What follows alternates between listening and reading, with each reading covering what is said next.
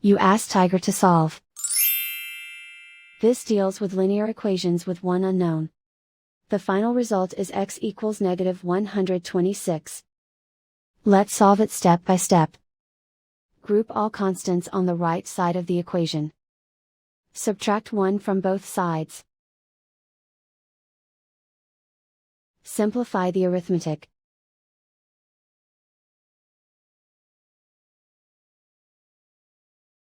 Isolate the x. Multiply both sides by 7.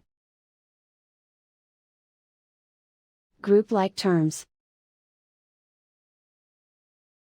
Multiply the coefficients. Simplify the arithmetic.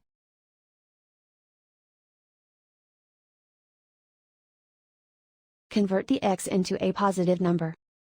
Multiply both sides by -1. Remove the ones. Simplify the arithmetic. And so the final result is x equals -126.